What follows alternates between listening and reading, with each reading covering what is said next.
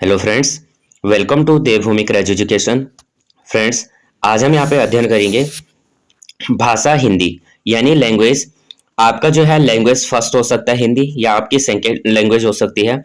जो भी आपने सीटेट में या अपना जो स्टेटेट है किसी भी स्टेट में आप देते हैं तो यहाँ पे जो है लैंग्वेज पूछी जाती है। लैंग्वेज आप जो है कोई भी आप एक देख सकते हैं, चाहे आपका फर्स्ट हो या सेकेंड हो, तो वो सभी के लिए जो है ये क्वेश्चन इंपॉर्टेंट है। और यहाँ पे जो है हिंदी और इंग्लिश का अगर हम देखेंगे तो पैटर्न सेम ही रहता है, थोड़ा बहुत क्वेश्चन आगे पीछे रहते हैं। लेकिन अगर हम कहीं पे देखते हैं तो कोई क्वेश्चन ऐसा होता है कि जो हमें इंग्लिश में पूछा गया है वो उसी का ट्रांसलेट करके हिंदी में भी पूछा जाता है। तो इसलिए जो है आप इसे, चाहे आप ध्यानपूर्वक देखना, चाहे आपका जो है लैंग्वेज सेकेंड है फर्स्ट जो भी है, तो आप इसे ध्यान से देखना। सबसे पहले यहाँ पे गद्यांश दिया गया और टोटल नंबर ऑफ क्वेश्चन यहाँ पे 30 क्वेश्चन है। अगर आपने अभी तक जो है चैनल को लाइक शेयर और सब्सक्राइब नहीं किया तो प्लीज चैनल को लाइक शेयर और सब्सक्राइब करना। अब यहाँ पे हम देख लेते हैं। सबसे पहले यहाँ पे एक गद्यांश दिया गया है। गद्यांश दिया गया है कि यहाँ पे सबसे पहले कि एवरेस्ट की तरफ गौर से देखते हुए मैंने एक भारी बर्फ का बड़ा प्लूम देखा जो पर्वत शिखर पर लहराता एक ध्वज सा गल रहा था।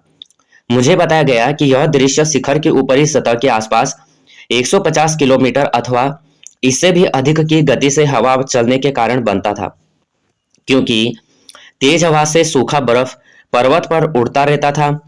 बर्फ का यह ध्वज 10 किलोमीटर या इससे भी लंबा हो सकता था। शिखर पर जाने वाले प्रत्येक व्यक्ति को दक्षिण पूर्वी पहाड़ी पर इन तूफानों को झेलना पड़ता था। विशेषकर खराब मौसम में यह मुझे डराने के लिए काफी था। फिर भी मैंने एवरेस्ट की प्रति विचित्र रूप से आकर्षित थी और इसकी कठिनतम चुनौतियों का सामना करना चाहती थी। जब हम 26 मार्च को पेरिस पहुंचे तो हमें हिमस्खलन के कारण हुई एक शेरपा कुलीन की मृत्यु का दुखद समाचार मिला। खुम्बू हिम शिखर पर जाने वाले अभियान दल के रास्ते के बाईं तरफ सीधी पहाड़ी के धसकने के लोहत्से की ओर से एक बहुत बड़ी बर्फ की चट्टान नीचे खिसक आई थी। 16 शेरपा कुलियों के दल में से एक की मृत्यु हो गई और चार घायल हो गए थे। इस समाचार के कारण अभियान दल के सदस्यों के चेहरों पर छाए अवसाद को देखकर नेता कर्नल खुल्लर ने स्पष्ट किया कि एवरेस्ट जैसे महान अभियान में खतरों को और भी कभी कभी तो मृत्यु को भी व्यक्ति सहज भाव से स्वीकार करना चाहिए। अब यहाँ पे सबसे पहले हमें जो आंसर देने हैं, अपने मन से आंसर नहीं देना है। जो यहाँ पे आंसर है हमें इस गद्यांश को पढ़ के ही आंसर बताने हैं। तो यहाँ पे जो 91 क्वेश्चन पढ़ लेते हैं कि गद्यांश के आधार पर कहा जा सकता है कि एवरेस्ट पर चढ़ाई करना डैश डैश डैश है। समस्या विकट, सरल या दुर्गम। तो क्या आंसर हो सकता है, आप भी इसे कमेंट में बता सकते हैं। तो 91 का जो राइट आंसर है ऑप्शन नंबर यहाँ पे देखेंगे 2 हो जाएगा। क्या हो जाएगा? विकट हो जाएगा। क्या हो जाएगा? विकट हो जाएगा। तो गद्यांश के आधार पर कहा जा सकता है कि एवरेस्ट पर चढ़ाई करना विकट है। विकट का अर्थ क्या होता है? कठिन या मुश्किल। विकट का अर्थ क्या है? कठिन या मुश्किल है। और एवरेस्ट की चढ़ाई करते समय बहुत ही कठिनतम चुनौतियों का हमें क्या करना पड़ता है? सामना करना पड़ता है। नेक्स्ट क्वेश्चन दिया गया है कि अवसाद का विलोम है। अवसाद का विलोम है। तो 92 का यहाँ पे राइट आंसर बताइए। तो यहाँ पे राइट आंसर हो जाएगा ऑप्शन नंबर 2, विषाद। नेक्स्ट क्वेश्चन है पर्वत शिखर पर बर्फ के प्लूम बनने का, यहाँ पे जो है अन्य देख लेते हैं। अवसाद का विलोम क्या है? अवसाद का हो जाएगा विषाद। तो जिस तरह से यहाँ पे अब क्या हो जाएगा, यहाँ पे है उत्साह, तो उत्साह का क्या हो जाएगा? निरुत्साह। उत्साह का निरुत्साह। यहाँ पे क्या है? प्रसन्नता, तो प्रसन्नता क्या हो जाएगा? प्रसन्नता किसका है? प्रसन्नता का क्या हो जाएगा? उदासी का। प्रसन्नता यानी उदासी, उदासी यानी प्रसन्नता। अगला है बेचैनी, तो बेचैनी का क्या हो जाएगा? तो बेचैनी का हो जाएगा चैन, यानी बेचैनी को हम क्या बोल सकते हैं? घबराहट भी बोल सकते हैं। नेक्स्ट क्वेश्चन यहाँ पे देख लेते हैं। पर्वत शिखर पर बर्फ के प्लूम बनने का मुख्य कारण था। तो 93 का राइट आंसर है ऑप्शन नंबर 2, सैल। तो बर्फ का जो यहाँ पे 93 पर्वत शिखर पर बर्फ के प्लूम बनने का मुख्य कारण था, तो ये था अत्यधिक तीव्र हवाओं का चलना। अत्यधिक तीव्र हवाओं का चलना पर्वत शिखर पर बर्फ के प्लूम बनने का मुख्य कारण था। तो यहाँ पे जो है पर्वत शिखर पर 150 किलोमीटर अथवा इससे भी अधिक गति से हवा चलने के कारण भारी बर्फ का बड़ा प्लूम बन गया। 94 देख लेते हैं। बर्फ का पर्यायवाची शब्द नहीं है, तो क्या नहीं है ये हमें बताना है। पाला, सेल, तुषार, हिम। तो हिम भी होगा, पाला भी होगा। अब 94, तो यहाँ पे देखेंगे सेल, तो सेल नहीं होगा। अब इसमें हम देख लेते हैं कि जो बर्फ के पर्यायवाची हैं, पाला हो गया, तुषार हो गया, हिम, बर्फ हो गया। सेल का अर्थ क्या होता है? पत्थर या पर्वत या चट्टान। तो सेल किसका हो जाएगा? पत्थर का। किसका हो जाएगा? पत्थर का, चट्टान का, इसका हो जाएगा सेल। नेक्स्ट क्वेश्चन है, कर्नल खुल्लर के अनुसार एवरेस्ट पर चढ़ाई करने के दौरान, तो कर्नल खुल्लर के अनुसार जो है एवरेस्ट पर चढ़ाई करने के दौरान क्या करना चाहिए? तो क्या करना चाहिए? 95 ऑप्शन नंबर राइट हो जाएगा। ऑप्शन नंबर 2, मृत्यु हो जाना एक सामान्य बात है। क्या है? मृत्यु हो जाना एक सामान्य बात है। तो कर्नल खुल्लर के अनुसार एवरेस्ट पर चढ़ाई के दौरान मृत्यु हो जाना एक सामान्य बात है। एवरेस्ट दल के नेता कर्नल खुल्लर ने स्पष्ट किया कि एवरेस्ट जैसे महान अभियान में खतरों तथा मृत्यु को भी व्यक्ति सहज भाव से स्वीकार करना चाहिए। खराब मौसम में किस चुनौती का सामना करना पड़ता था? तो 96 का यहाँ पे राइट आंसर हमें बताना है कि खराब मौसम में किन चीजों का सामना करना पड़ता था। तो इसका आपको जो है राइट आंसर बताना है। तो 96 का राइट आंसर है ऑप्शन नंबर 3, तूफानों का। खराब मौसम में तूफानों की चुनौती का सामना करना पड़ता है और एवरेस्ट पर मौसम खराब होने पर वहां तूफान आते हैं, जिसमें वहां चढ़ाई करना चुनौती भर हो जाता है। नेक्स्ट क्वेश्चन नंबर है 97। आकर्षित शब्द में मूल शब्द और परतें हैं। आकर्षित शब्द में मूल परतें और शब्द क्या हैं, ये हमें बताने हैं। तो आपको पता होगा कि जो यहाँ पे परतें है, तो परतें क्या है? शब्द के अंत में। तो सबसे पहले अगर हम देखेंगे आकर्षित शब्द, तो आकर्षित शब्द में जो मूल शब्द है वो क्या है? आकर्षण। क्या हो जाएगा? आकर्षण। आकर्षित का क्या बन जाएगा? आकर्षण बन जाएगा। तो यहाँ पे हम देख सकते हैं सब में क्या है? आकर्षण किस में है? आकर्षण यहाँ पे देखेंगे 3 में है और 4 में है। तो आकर्षित का क्या बनेगा? मूल शब्द आकर्षण बनेगा। अब इसमें क्या बोल रहे हैं कि इसमें परतें क्या है? तो परतें हमें पता है कि शब्द के अंत में लगते हैं, उपसर्ग प्रारंभ में, और परतें क्या लगते हैं? अंत में लगते हैं। तो यहाँ पे अगर हम देखेंगे कि परतें यहाँ पे कहाँ है, तो क्या हो जाएगा? आकर्षित। क्या आ रहा? आकर्षित। आकर्षित। यहाँ पे थोड़ा लिखने का दिक्कत है। तो आकर्षित यानी कौन सी ई आ रही? छोटी आ रही, इत। क्या हो जाएगा? इत हो जाएगा। अब किस में है? इत। तो यहाँ पे भी आकर्षण है, इधर भी आकर्षण है, लेकिन छोटी किधर है? ऑप्शन नंबर 4 में है। तो राइट आंसर यहाँ पे हो जाएगा ऑप्शन नंबर 4, आकर्षण प्लस इत। और इससे बना, इन दोनों के मेल से बना है आकर्षित। यानी आकर्षण मूल शब्द हो गया और इत क्या हो गया? परते हो गया। दोनों के मेल से क्या बना? आकर्षित बना। इसी तरह से जो परते से बने अन्य शब्द हैं, परते से बने शब्द हैं, यहाँ पे देख लेते हैं थोड़ा बहुत। मुखरित हो गया, शिक्षित हो गया, झंकरित हो गया और मोहित हो गया। यानी देखिए परते क्या लग रहा है? इत आ रहा है सब में। नेक्स्ट क्वेश्चन देख लेते हैं, निम्न में से विशेषण से विशेष्य किसमें नहीं है? विशेषण से विशेष्य किसमें नहीं है, ये हमें बताना है। तो किसमें नहीं है? 99। तो यहाँ पे देखेंगे सीधा पहाड़ी में, या 16 शेरपा में, या सूखे बर्फ में, या पर्वत शिखर में। तो विशेषण विशेष्य नहीं है, तो किसमें नहीं है? ऑप्शन नंबर 4 यहाँ पे राइट आंसर हो जाएगा, पर्वत शिखर में। तो जो यहाँ पे जबकि सीधा पहाड़ी, सूखा बर्फ, पर्वत शिखर, ये तीनों में क्या है? विशेषण विशेष्य है। संज्ञा या सर्वनाम की विशेषता बताने वाले शब्द क्या कहलाते हैं? विशेषण कहलाते हैं। ये तो आपने भी पढ़ा होगा, अगर आपने हिंदी, अगर आपकी लैंग्वेज है तो वैसे भी आप ये क्या है, फर्स्ट से और फिफ्थ तक की, सॉरी फर्स्ट से और हमारी जो 12th तक होती है लैंग्वेज होती है, तो इसमें हम पढ़ते रहते हैं कि जो संज्ञा और सर्वनाम है, इनकी विशेषता बताने वाले शब्द क्या है? विशेषण है। और जिन संज्ञा या सर्वनाम शब्दों की विशेषता बताई जाती है, उन्हें क्या कहते हैं? विशेष्य कहते हैं। तो यानी विशेषता बताने वाले शब्द विशेषण, और विशेषता बताई जाती है किनके? उन्हें कहते हैं विशेष्य। जो उनकी विशेषता है, जो उनके बारे में विशेष कुछ अलग है। अब यहाँ पे फिर यहाँ पे एक निर्देश दिया गया, तो यहाँ पे हमें फिर यहाँ पे जो है इसे पढ़ना है और इसके अकॉर्डिंग हमें जो है आंसर देने हैं। तो यहाँ पे इसे पढ़ लेते हैं पहले। बाधाएं आती हैं आए, घिरे परले की घोर घटाएं, पांवों के नीचे अंगारे, सिर पर बरसे यदि ज्वालाएं। निज हाथों में हंसते हंसते आग लगाकर जलना होगा, कदम मिलाकर चलना होगा, हास्य रुदन में तूफानों में।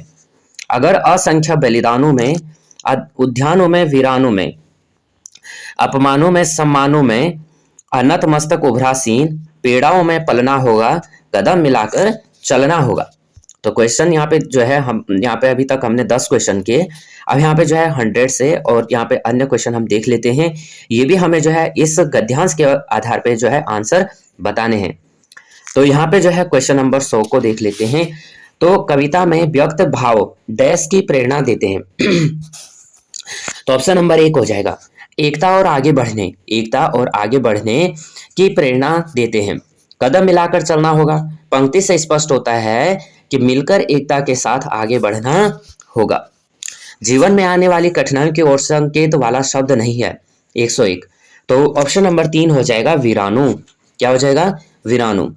यहाँ पे फ्रेंड्स आपके जितने भी क्वेश्चन आपके सही हो रहे हैं तो आप जो है कमेंट कीजिए और आप बता सकते हैं कि आपके जो है 30 में से कितने क्वेश्चन बने हैं। अभी तो हम जो है 11th क्वेश्चन पे हैं, तो इससे आप देख लीजिएगा, आप अपने पास भी जो है अपना मार्क कर सकते हैं कि आपके कितने क्वेश्चन सही हो रहे हैं।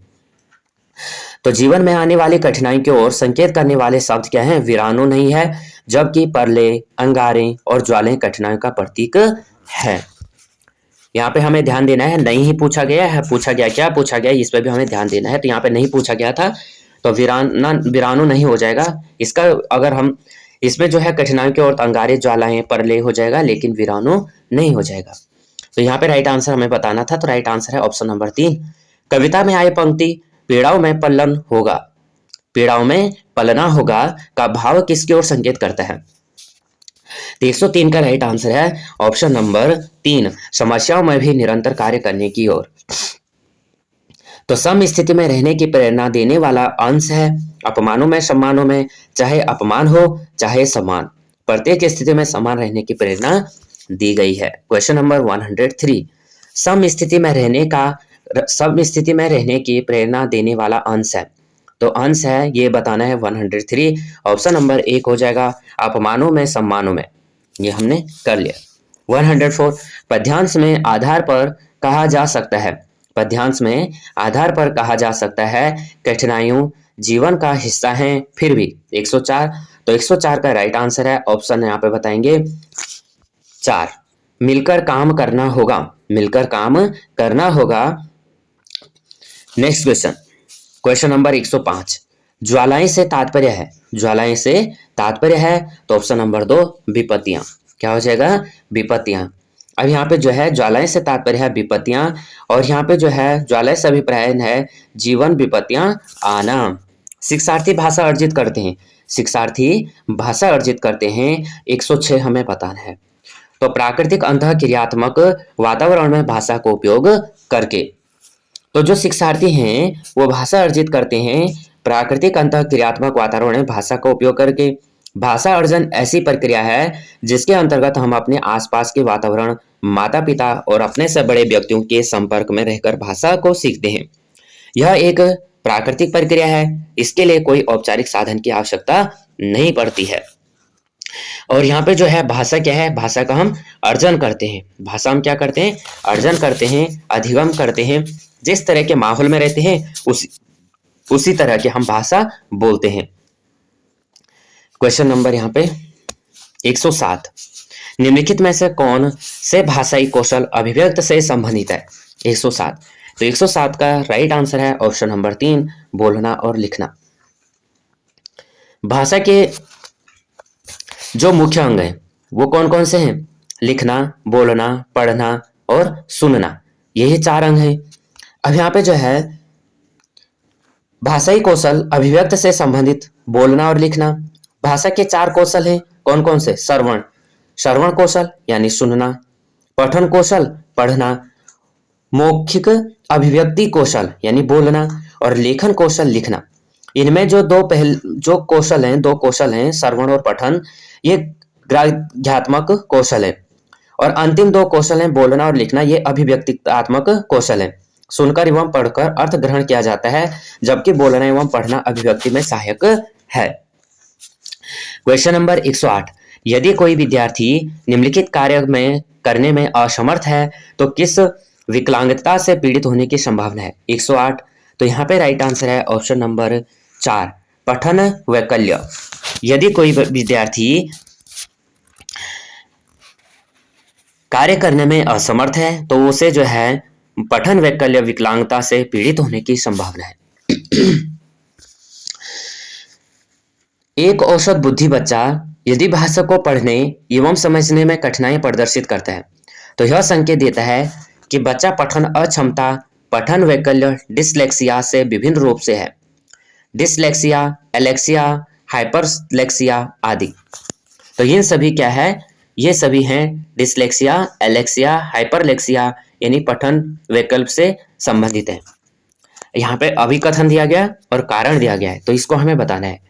109, तो भाषा का कार्यात्मक मॉडल संप्रेषणात्मक क्षमता की अवधारणा से जुड़ा है और तर्क क्या कह रहा है कि भाषा जो है कार्यात्मक अर्थों को अभिव्यक्ति और वास्तविक दुनिया की गतिविधियों को करने का एक तर्क माध्यम है। तो यहाँ पे जो 109 है इसका है ऑप्शन नंबर 1। ए और आर दोनों सही हैं, परंतु आर ए की सही व्याख्या करता है। तो यहाँ पे जो है भाषा का कार्यात्मक मॉडल संप्रेषणात्मक क्षमता की अवधारणा से जुड़ा, एक कथन सही है।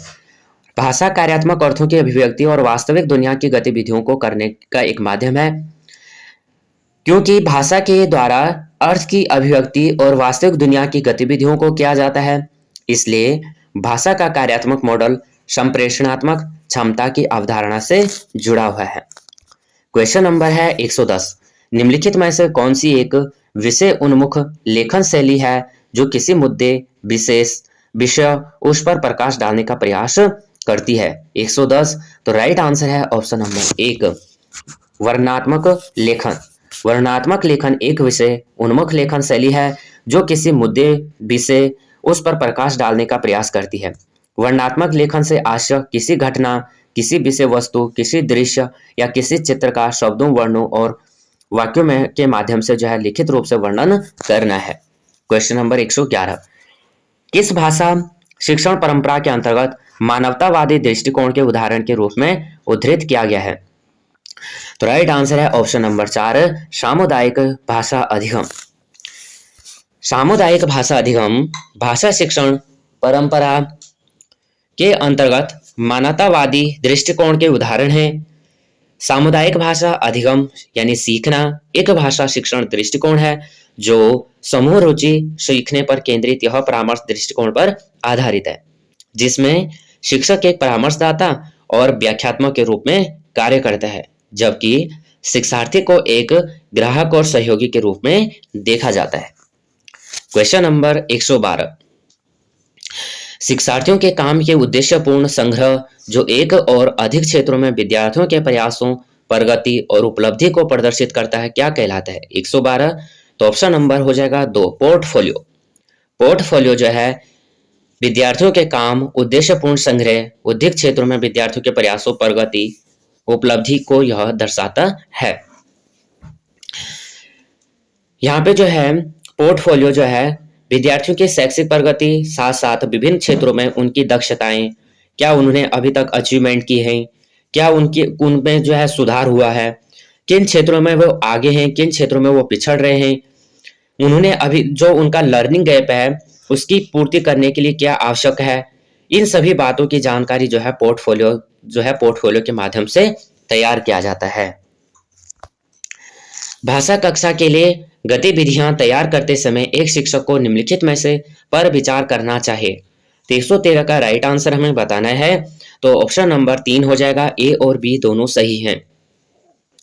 तो एक भाषा के लिए गतिविधियां तैयार करते समय एक शिक्षक को इस पर विचार करना चाहिए कि गतिविधियां ऐसी हो जिनमें सार्थक अंतःक्रिया शामिल हो तथा जो वास्तविक दुनिया के कार्यों से मिलती जुलती हो। ऐसी गतिविधियों के माध्यम से आसानी से भाषा सीख सकते हैं। क्वेश्चन नंबर 114, राष्ट्रीय शिक्षा नीति निम्नलिखित में से किसके अध्ययन की अनुशंसा करती है? तो किसकी अनुशंसा करती है ये हमें बताना है। तो राइट आंसर है ऑप्शन नंबर 2, मातृभाषा अथवा घर की भाषा। आधुनिक भारतीय भाषाओं, संस्कृत, शास्त्रीय भाषाओं, विदेशी भाषाओं की। तो यहाँ पे जो है राष्ट्रीय शिक्षा नीति 2020 के अनुसार भारतीय भाषाओं के अध्यापन के साथ साथ भारतीय भाषाओं के अध्यापन पर बल दिया गया है। जहां तक संभव हो कम से कम ग्रेड 5th तक जो है बेहतर यह होगा कि यह ग्रेड 8th और उसके आगे भी ही शिक्षा का माध्यम घर की भाषा, मातृभाषा या स्थानीय भाषा या फिर क्षेत्रीय भाषा में ही हो। तो यहाँ पे जो है एनईपी 2020 आप देख लीजिएगा। एनईपी 2020 जो है इसमें जो है सभी बातें जो है आवश्यक दी गई हैं और यहाँ से जो है अभी जो है सीटेट में या स्टेटेट में सभी जगह क्वेश्चन बन रहे हैं। शिक्षिका कक्षा में एक गतिविधि आयोजित करती है। विद्यार्थियों को गोल घेरे में बैठने के लिए कहा जाता है। वह कहानी शुरू करती है। एक बार राजस्थान के छोटे शहर में एक बहादुर लड़की थी। उसका नाम रिया था। गोल दायरे में बैठे प्रत्येक विद्यार्थी से एक कर सार्थक वाक्य बोलकर कहानी पूरा करने के लिए क्या कहा जाता है? यह गतिविधि किसका उदाहरण है? 115। तो ऑप्शन नंबर 2 हो जाएगा संज्ञानात्मक अकादमिक भाषा प्रवीणता का। तो शिक्षिका द्वारा आयोजित की गई गतिविधियां संज्ञानात्मक अकादमिक भाषा प्रवीणता का उदाहरण है। संज्ञानात्मक अकादमिक भाषा प्रवीणता जिन कर्मिन्स द्वारा विकसित एक भाषा से संबंधित शब्द है जो BICS के विपरीत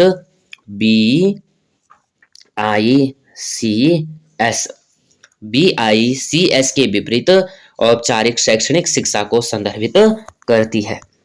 क्वेश्चन नंबर 116। कुल भौतिक प्रतिक्रिया TPR किन विद्यार्थियों के लिए अधिक उपयोगी है? तो TPR जो होगा क्रिया करके सीखने वालों के लिए। कुल भौतिक प्रतिक्रिया एक भाषा शिक्षण विधि है। यह भाषा और शारीरिक गति के समन्वय पर आधारित है। इसमें प्रशिक्षक छात्रों को शरीर के गतिविधियों के साथ लक्षित भाषा में आदेश देते हैं और छात्र पूरे शरीर की क्रियाओं के साथ प्रतिक्रिया करते हैं। क्वेश्चन नंबर है 117। संविधान की 8वीं अनुसूची में कौन कौन सी भाषाएं सम्मिलित हैं? तो यहाँ पे जो है संविधान की जो है कौन कौन सी भाषाएं यहाँ पे सम्मिलित हैं 117। तो यहाँ पे इनमें से हमें बताना है। बाकी वैसे अगर हम देखेंगे तो अनुसूची में भारत की जो है संविधान की 8वीं अनुसूची में जो है 22 भाषाएं शामिल है। कितनी भाषाएं शामिल हैं? 22 भाषाएं शामिल है। अब वो कौन कौन सी हैं देख लेते हैं। असमिया, बंगला, गुजराती, हिंदी, कन्नड़, कश्मीरी, कोंकणी, मलयालम, मणिपुरी, मराठी, नेपाली, ओडिया, पंजाबी, संस्कृत, सिंधी, तमिल, तेलुगु, उर्दू, बोडो, संथाली, मैथिली और डोगरी। यहाँ पे जो है लिखने के लिए स्पेस कम है, नहीं तो यहाँ पे लिख देता, लेकिन स्पेस यहाँ पे थोड़ा कम है, तो इसलिए आप इसको नोट डाउन सुन के नोट डाउन कर सकते हैं। तो इनमें से कौन हो सकता है? इनमें से मैंने जो लैंग्वेज जो बोला यहाँ पे, तो कौन सी अनुसूची के अनुसार? 8वीं अनुसूची के अनुसार। और कितने भाषाओं को शामिल किया गया? 22 भाषाओं को। तो 22 भाषाओं में इनमें से कौन सा हो सकता है? ऑप्शन नंबर 4 हो जाएगा राजस्थानी। नहीं है बोला था, तो नहीं है हमें बताना है। तो नहीं है, कौन सी नहीं है? राजस्थानी नहीं है। यदि कोई व्यक्ति स्वर, शब्दांश, शब्द, वाक्यांश और वाक्यों की पहचान कर रहा है और फिर स्वर संदर्भ का उपयोग कर रहा है तो यह एक उदाहरण है। 318 का राइट आंसर है option number 2, bottom up processing का। यहाँ पे फ्रेंड्स आपको ये क्वेश्चन बताना है कि हमारे देश की राष्ट्रीय भाषा क्या है? क्या हमारे देश की कोई राष्ट्रीय भाषा है या नहीं है? या हमारे देश की जो राजभाषा है उसी को हम राष्ट्रीय भाषा मानते हैं? ये आपको कमेंट में बताना है। 118 का right answer option number 2, bottom up processing का। यदि कोई व्यक्ति स्वर, शब्दांश, स्वर, वाक्यांश, वाक्यों की पहचान कर रहा है और फिर स्वर और संदर्भ का उपयोग कर रहा है तो यह बॉटम अप प्रोसेसिंग का उदाहरण हो जाएगा। बॉटम अप प्रोसेसिंग की अवधारणा बताती है कि मस्तिष्क के भीतर उत्तेजनाओं की अवधारणा बताती है कि मस्तिष्क के भीतर उत्तेजनाओं की धारणा को कैसे नियंत्रित किया जाता है। Question number 119। एक बालिका भारत में अमेरिका गई और उसे सभी विषय वहां की भाषा में पढ़ाए गए। शिक्षण की इस प्रक्रिया को क्या कहते हैं? तो क्या कहते हैं यह हमें बताना है। 119। तो यहाँ पे जो राइट आंसर है ऑप्शन नंबर 1 हो जाएगा निमज्जन। निमज्जन क्या कहा जाएगा? निमजन कहा जाएगा। एक बालिका भारत से अमेरिका गई और उसे सभी विषय वहां की भाषा में पढ़ाए गए तो शिक्षण की इस प्रक्रिया को निमजन कहते हैं। यहाँ पे 120 क्वेश्चन है।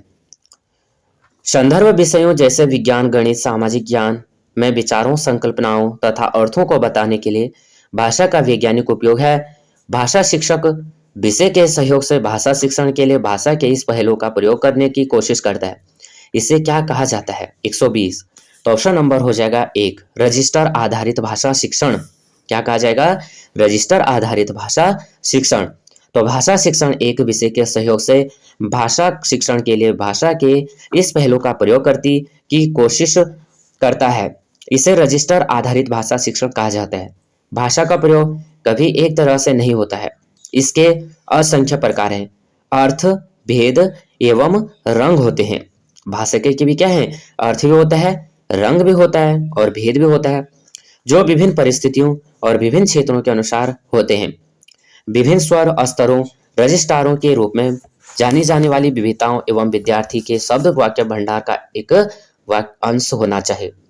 तो यहाँ पे फ्रेंड्स जो है हमने 120 क्वेश्चन, यानी अगर हम देखें तो 30 क्वेश्चन यहाँ पे कंप्लीट किए, और अगर हम इनको अलग से देखें तो यहाँ पे जो है 50+ क्वेश्चन हमारे हुए होंगे, क्योंकि एक्सप्लेन करके जो है हमारे क्वेश्चन का जो है वेटेज बढ़ जाता है।